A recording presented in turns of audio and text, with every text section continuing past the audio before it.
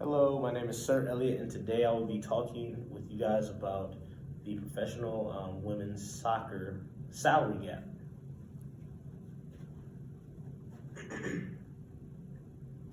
So a little bit on the history of professional soccer as far as in terms of the United States professional leagues.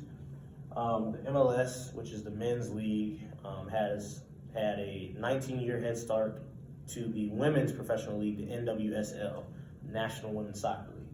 The MLS was founded on December 17th, 1993, whereas the NWSL was founded November 21st, 2012. And a little bit about that is having a head start of almost 2 decades as far as gaining fans, gaining sponsors, and publicity around the world and around the nation. That is a large part of how the players can earn their revenue and increase their revenue. So for the women to be starting only in 2012, and their salary is already an average of $371,538 as of 2019, that's phenomenal. And that just shows how much the U.S. women's soccer team's success in the recent years has boosted the popularity of women's soccer in the United States. Not so much the rest of the world, but in the United States. As shown in 2018, the men's average is higher than the women's average in 2019, so there's still a disparity with that. However, from 2016 to 2018, the women generated $50.8 million, whereas the men generated only $49.9 million in games. So the revenue in games has been higher for women's games versus the men's games. Now, the issue with the salary gap in terms of women worldwide is just the different leagues that there is. There's so many different leagues. There's not enough unity between anyone. When you look at the WNBA, for example, they have a clear-cut case of why, and case and ideal of why they're not getting paid as much as the men, because it's only the NBA and the WNBA. They're brother and sister, basically. And when you look at it in terms of women's soccer or soccer in general, there's so many different leagues worldwide. There's 21 different leagues for the men. FIFA, which is the largest federation for all football or soccer played, they control a lot of the games internationally. So when it comes to the USSF, United States Soccer Federation, they can only control so much, okay? They have stated that they pay equally for their matches. The players, men and women, get paid equally for their matches nationally or domestically. However, the pay changes during the tournaments as far as international league play or the World Cup. FIFA comes in and they control the pay. So outside of the United States Federation, FIFA is the largest problem for the salary gap for women worldwide. U.S. soccer, however, is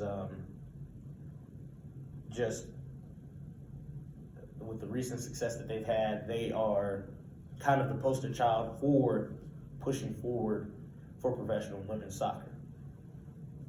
According to the president of FIFA, Gianni Infantino, he stated that the money will increase, the prize winnings will increase for the men from $400 million in 2018 World Cup to $440 million in the 2022 World Cup coming up. And he will also be doubling the women's money, but the women's money in the 2023 World Cup will only be $60 million in prize winnings. And the prize winnings from FIFA only go to the leagues that the individual players from each country play for. So the prize money goes to their leagues back wherever they play professionally, and then the leagues decide on how they want to spend that money, whether that's giving that increase to the players' salaries, or rather that's spending the money on marketing for the league, or using that money to increase sponsorship. So the leagues have a lot of control, and sometimes the players have a lot of say with that. For example, the Australian women's soccer team agreed with their league that they would earn about 30% of that prize winnings that they win from the FIFA World Cup. And also, just another fact is, in 2018, men earned $6.1 billion in total revenue for the World Cup. However, women only accrued a worldwide total of $131 million. So that is a large, disproportional number as far as who earns more in revenue in terms of the World Cup.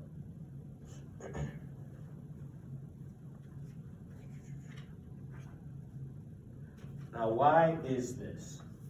Why are women struggling to get paid the same as the men, even though they play the same sport, put in the same amount of work, and in recent times, as far as the United States, more success than the men?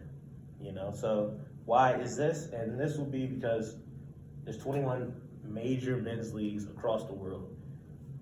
A lot of the men that play professionally now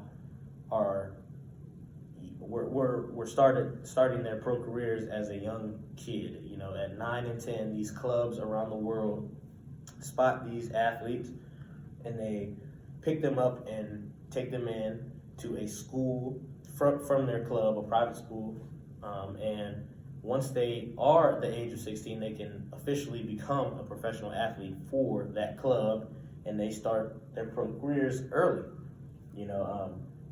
A lot of the successful high earners of today's game, Lionel Messi, Cristiano Ronaldo, they were picked up as a young kid, and that is due to the 21 major professional leagues across the world.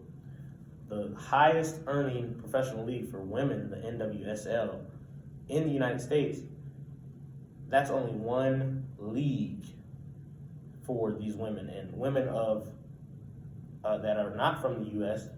have to travel a long ways to come and play professionally, whereas these men can come in and they can play and pick from 21 different leagues across the world. Also, another reason for this is in terms of the United States. The United States Players Union for women had decided that they wanted a lot of their revenue to count towards maternal benefits. Okay, so instead of performance-based pay increase, they wanted their money to go to maternal-based pay. And even though that this is not a bad thing, however, this is also part of the reason why some women that play professionally in the United States do not earn as much, or do not earn as much in terms of salary as much as the men, because the men chose to have their pay represented within their contracts. And also, the last thing is just the lack of unity in all women professional players. There's one major league, the NWSL. However, there's not enough push from other countries with other pro teams to join on to the movement with the U.S. national women. The U.S. national women's team have been trying to push this narrative and push this issue more and more, as you see today. However, they are not gaining enough traction because there's not other women helping them along in this journey as much as they should be. Lastly is the solutions. this is all in my opinion, of course. However, I see 3 different ways that women professionally that are playing soccer across the world can increase their revenue and also increase their pay. And so number 1 would be, as a union, just increase the spending on their marketing and sponsors. So market more towards women. Okay, I think the marketing towards men is fine. However, I think if you market more towards the women of the country, the United States has more women than men. And if you market professional soccer more towards the women, they can make it a norm, a societal norm, to have women buying soccer tickets and have a girls' night out and have a date night going to a professional soccer game. If you market this more and push more towards the marketing, then I think the sponsors will gain traction towards that, and professional women's soccer will be one of the biggest sports in the world. So I think they should. That's number 1. Number 2, I would say the NWSL should reach to unify professional women athletes. As stated before, there's not enough unity amongst the women, and that is just simply because of the lack of one league. Like I said, the WNBA is one professional league. That is the biggest professional league for women that play basketball around the world. There is nothing alike. Women need to find a way to balance having a multitude of leagues, but coming together with one common goal, whether that's a unified women's soccer union across the board, or rather that is just having the NWSL, the NWSL create more of a common space for professional women that aren't a part of the league to come in and sit down with these women and create more of a unified message and mission to the problem. This will create unity amongst all women players, and this will further push the narrative of why women should get paid just as much as the men are getting paid. And also, lastly, I would say just keep expanding starting in the United States. The United States women's national team has been killing the competition for years now. They are the poster child for this problem and this issue, and I feel as though the U.S. women's soccer team is more popular in the United States than the men playing soccer. And this is a fact. Their TV ratings were higher than the men. And so keep expanding upon the U.S. Women's Soccer League. Keep expanding upon this issue domestically. And then as more women start seeing the traction that the U.S. women are picking up, they will join along with that narrative and push it forward to creating a more equal playing field, so that then they can gain their respect to getting paid just the same as men do. Thank you all for listening.